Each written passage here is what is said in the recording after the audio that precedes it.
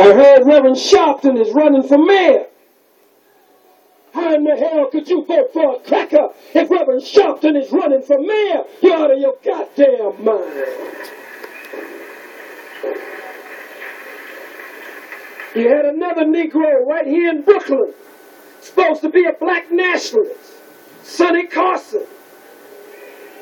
See, you Negroes scared. The ones who said that. Got all on the radio. Said he's going to Reverend Sharpton's house if he runs. Like he gonna protest in the man's yard. That he didn't want Reverend Sharpton to run for mayor. What kind of Negro is that? He said, well, we got some problems with Reverend Sharpton. Nigga, you ain't got no problems with Giuliani?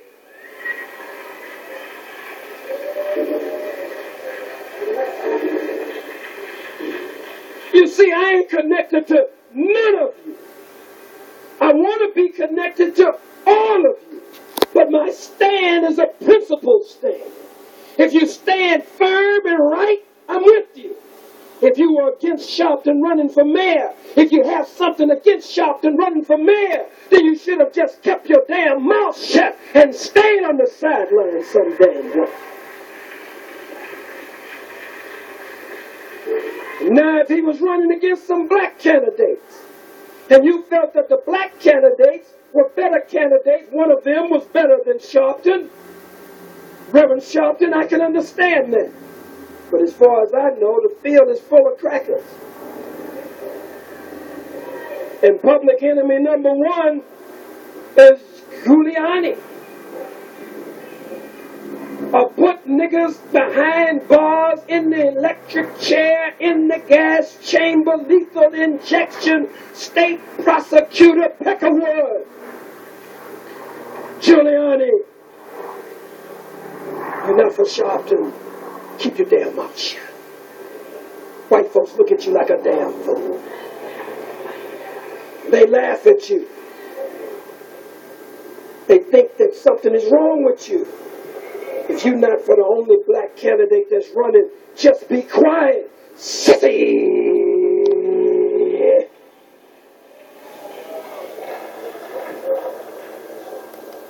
Vainglorious. On the threshold of a national election is the bullet or the bullet. That's my subject here tonight. The bullet or the bullet. You don't have no other choice.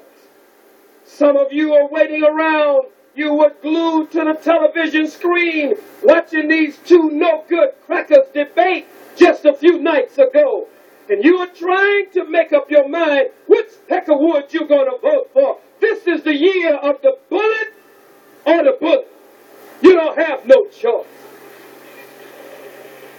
One cracker named Bill Clinton, nicknamed Slick Willie. Would you buy a used car from a cracker named Slick Willie? An adulterer. Huh? Doesn't even live up to the standards of his own nation. A draft dodger.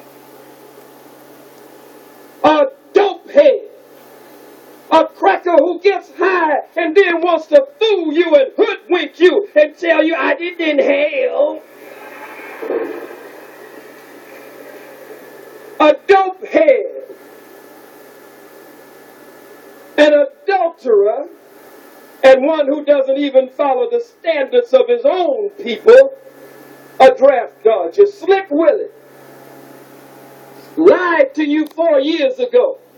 Still lying to you 4 years later. And another cracker. An old, wrinkled, crippled, crazy cracker. Cracker with a funny hand. Shaking people's hand with his left hand. And you talking about voting for this cracker, some of you for president, and the damn Peckerwood can't even stay on the stage. The cracker fell off the goddamn stage.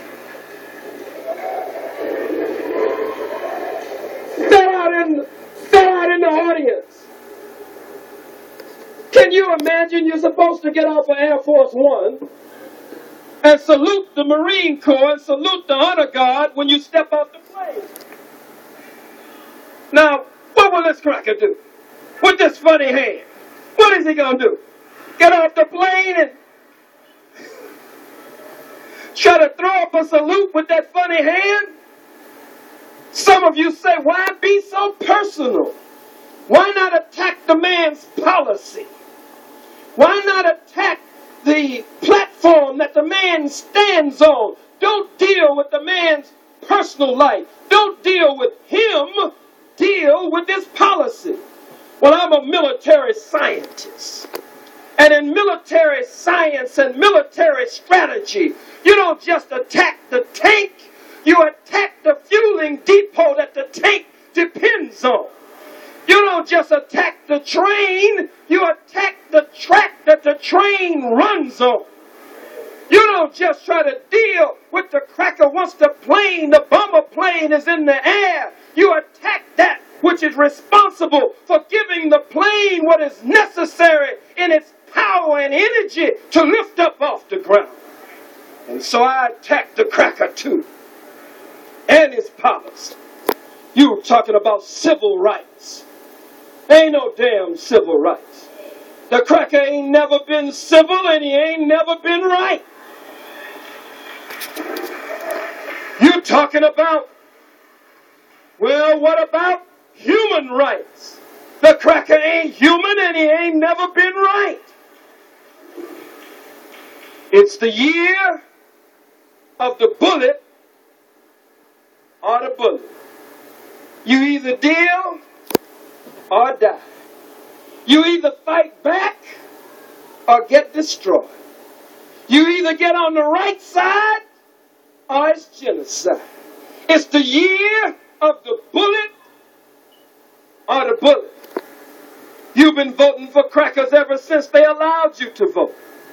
And tonight we want to cover some of the history here. The history teaches us that from 1870 to 1901, blacks served in the various states as congressmen and sat in every Congress from the 41st to the 56th, with one exception. Says they were brilliant men. They were great orators. In fact, during the period of Reconstruction, we were mayors, we were sheriffs, we were senators, we were congressmen, and even B.K. Bruce was in the Treasury Department, and his signature was on all paper money in America. No matter how racist a cracker was, a big pot-belly, beer-billy, snuff-dipping, tobacco-chewing, straw-chewing, overall-wearing peckerwood, no matter how much he hated niggers, he had to handle currency and money that had the signature of a black man in the Treasury Department on it. What is my point? During Reconstruction, it looked like a period of political prosperity. It looked like we were going to make it. As the historians say, we had good jobs working for ourselves. Many of us had good farmland. We were making what was called good money. And we were in high positions. But when the white man decided that he was through with niggers being in political office, then no matter how many elected positions we had, no matter how much money we had, no matter how much land we had, no matter what we had, the white man stood in the door of Congress, and they were armed in the door of Congress, and they said, no more nigger senators coming through these doors. They went to the floor of the Senate and the Congress and stood in the door armed to make sure that we didn't enter those what they call portals of the government of the United States of America. They went to the sheriff's office. Crackers stood armed, shotguns, pistols, big beer belly,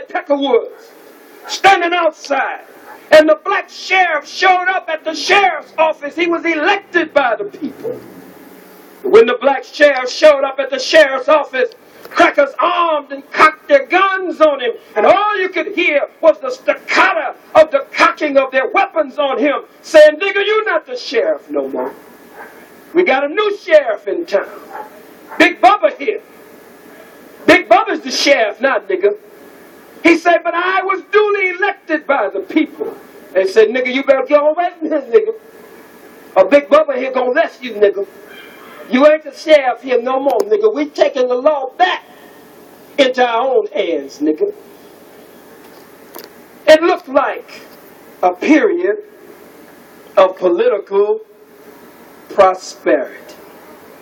Civil Rights Act, Voter Rights Act, Johnson sitting down penning the Civil Rights Act of 1964. If the Civil Rights Act was worth what was written on the paper, then Martin Luther King and those who would come after him would not have to fight so hard if it had meant anything. If the Voting Rights Bill had meant anything during Reconstruction, then Fannie Lou Hamer and others wouldn't have had to fight so hard coming behind the Voting Rights Bill. What am I saying here tonight? I'm taking an unpopular position, which is not new for me. I'm saying that separation is the best and only solution. I'm saying, as a reminder to you, that we must have a nation of our own. Because every time we vote together in a solid block, I know what Malcolm said to you 30 years ago. And all the great that Malcolm did, Malcolm was feeling. Malcolm was studying and searching and digging and researching and finding himself. And so Malcolm said, in such matters, vote in a solid block. He talked about the Democrat and the Dixiecrat. He talked about, stop talking about the South, he said. Anytime you're south of the Canadian border, Malcolm said, you're in the South. Malcolm said it's no democracy, nothing but disguised hypocrisy. No American dream, nothing but an American nightmare. The Supreme Court has passed down new rulings now in various states across the country, striking down what is called majority-minority voting districts. Striking down majority-minority voting districts. What does that mean? It means a district that has a great population of black people who have gone out and registered to vote and who believe that they have real power because they've registered to vote. Let me stop for a minute. I am proud to say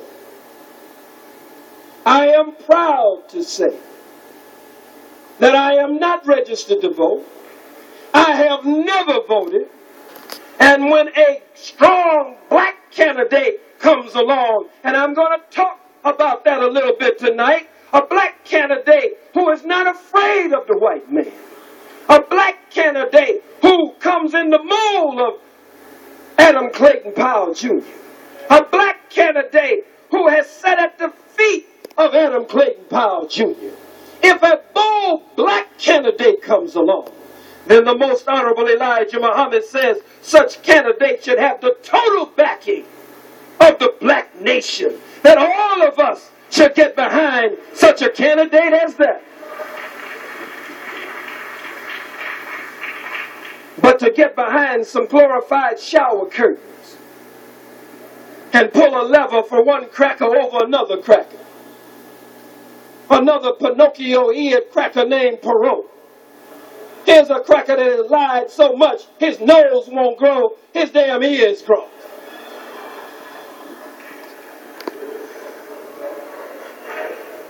Who are the candidates? Satan, the devil, Lucifer, and with Buchanan running, Buchanan, that's who he is. Satan, the devil, Lucifer, and Beelzebub. And either one you vote for, you're going to still end up catching hell.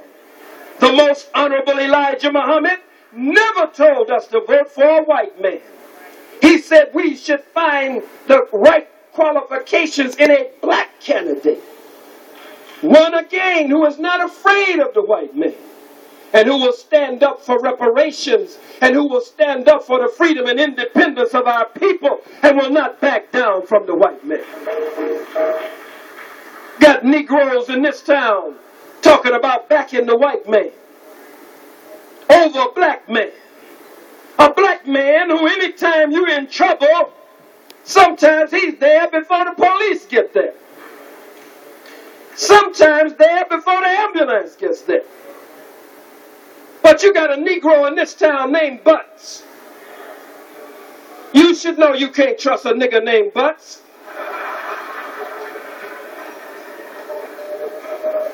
How you gonna trust a nigga named Butts?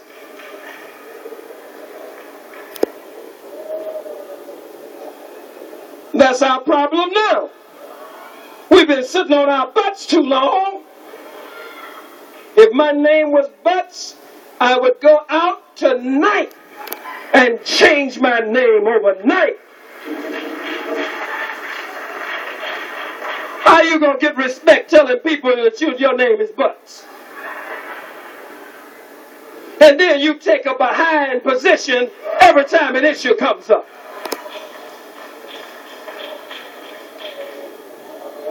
Negro ran out and attacked the rappers. Let me put the bullet on hold for a moment. Went out and attacked the rappers. He didn't know Tupac Shakur. You don't know Snoop Doggy Dogg. You don't know Biggie Smalls. You don't know Sean Puffy Combs. You don't know them butts. While you sitting on your butt, afraid to come into the community and deal with the grassroots of your people, a whole generation has come up around you. Let's talk about the rappers for a minute. Can we talk about the rappers for a moment? Let's talk about Tupac Shakur for a moment. Tupac Shakur is a child of the 60s. Tupac Shakur, born out of the spirit of the revolution of the 60s. Tupac Shakur, fire in his bones.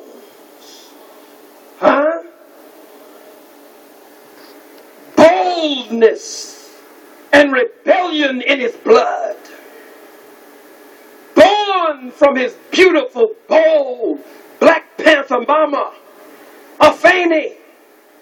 Sitting in the jail cell, a revolutionary woman carrying the fruit of life, marking the child in her womb, marking the child with rebellion, marking the child with insurrection, marking the child with a spirit to not go along with what's been going on.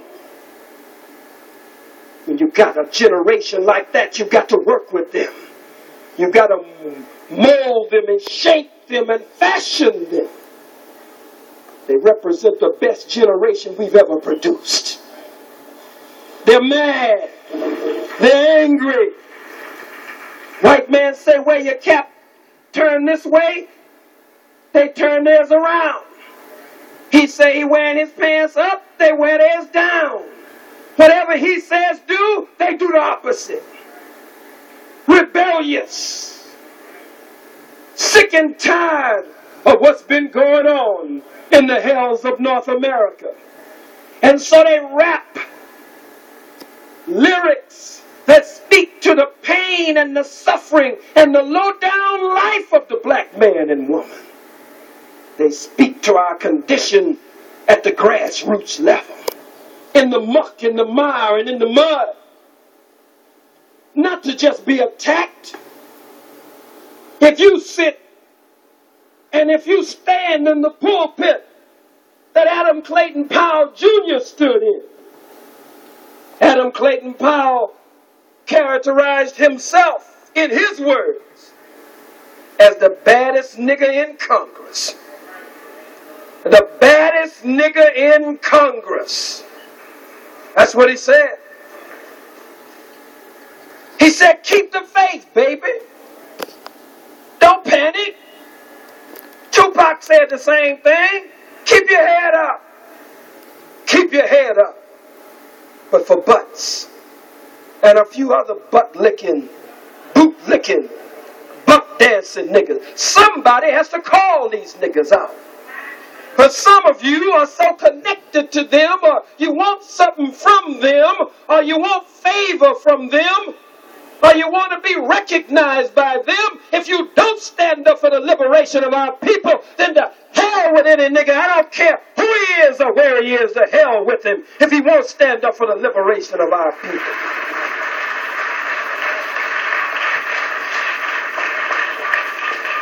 If we touch the hearts and minds of the rappers, they could create a revolution overnight.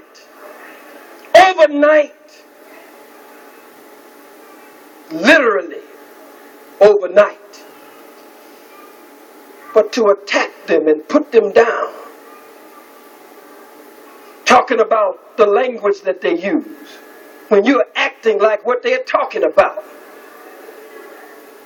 But to the youth who are under the sound of my voice, you too have a responsibility. You do have a responsibility to wake up, clean up, and stand up. And give liberation lyrics to our people that will uplift them and not degrade them and put them down. Because if we follow the same filth of the white man's world, then our world will go down under the weight of filth and corruption the same way the white man's world is going down.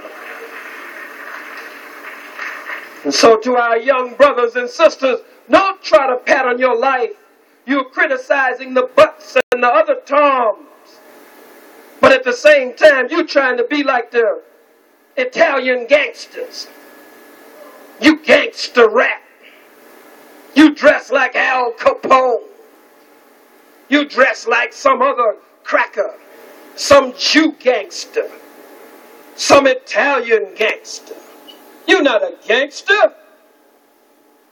You are the very people of God, trying to look like some damn criminal from Italy, some mafioso, some Italiano boy. Look like fools on TV, dressed up in all of this mess. You diss black designers. You don't want to wear the clothes from your black designers. You wearing Tommy Hill nigga. You wearing polo because you've been so damn poor and you've been living so damn low until you don't want to do nothing to pick yourself up and do something for yourself and give proper direction and guidance to the masses of your people who yearn to breathe free. This is the year of the bullet or the bullet. You ain't got a whole lot of more years to keep going over and over, round and round with this same thing, trying to decide on which peck of wood is going to be the lesser of two evils. I talked to a Muslim brother today from the Nation of Islam who was telling me that he was going to vote for Clinton.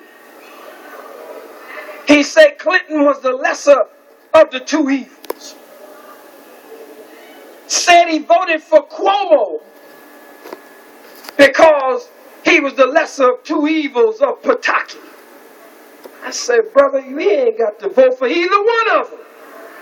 What happened to the days of freedom and independence? What about a nation of our own? What about the call of black nationalism?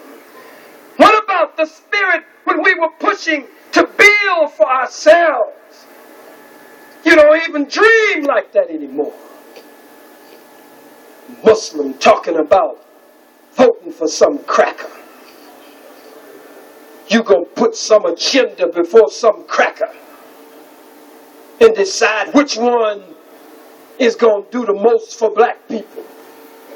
Come on. The Most Honorable Elijah Muhammad said on this subject, and it should be guidance for us. He said, put the Muslim program before Congress. It is difficult for me. It is what? It's what? It is difficult for me to advise my followers on taking part in the corrupt politics of our enemies, who are in complete control of the political affairs. Who are in complete control of the political affairs. Did he say they were partially in control? He said they were in complete control. That's why when you say we're going to vote in a solid block, and they see you have some black voting power, then from the highest court in the white land, the Supreme Court, as I mentioned earlier, they send down a law or a decree that says we got to bust up this solid block voting. Can't send your own candidate who will represent your own interests and who will speak to your own needs and work for you. They bust up those districts. The Honorable Elijah Muhammad said a white man is in complete control of the political affairs. There are 100 senators in America. Is that right? How many of them do we have? One, and she's questionable. Carol Mosley Braun.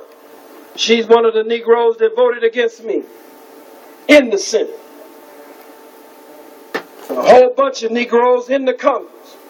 That Maxine Waters stood up tall and strong. I saw her at a black festival in California, and she ran to me and hugged me. She said, you're getting on up there now when you got them talking about you all up in Congress and everywhere. She said, you didn't think I was going to vote against you, did you? She didn't vote against me. I listened to that black woman dealing with them crackers on television last night about the CIA dumping this dope in the black community. Maxine Waters stood up toe-to-toe with them crackers. In fact, after a moment, she put the House of Representatives stuff to the side. She said, you lying. Just told the cracker straight up. She didn't say, I want to tell the gentleman from Illinois or the gentleman from Maryland that he's prevaricating. She'd say, you lying. Straight up. Said it more than once. I said, now this sister's all right. She represents South Central. You need a representative like Maxine Waters who will go and face these crackers and deal with these crackers. I heard Reverend Sharpton is running for mayor. How in the hell could you vote for a cracker if Reverend Sharpton is running for mayor? You're out of your goddamn mind. You had another Negro right here in Brooklyn, supposed to be a black nationalist, Sonny Carson. See, you Negroes scared. The ones who said that. Got out on the radio, said he's going to Reverend Sharpton's house if he runs. Like he gonna protest in the man's yard. And he didn't want Reverend Sharpton to run for mayor. What kind of Negro is that? He said, well, we got some problems with Reverend Sharpton. Nigga, you ain't got no problems with Giuliani?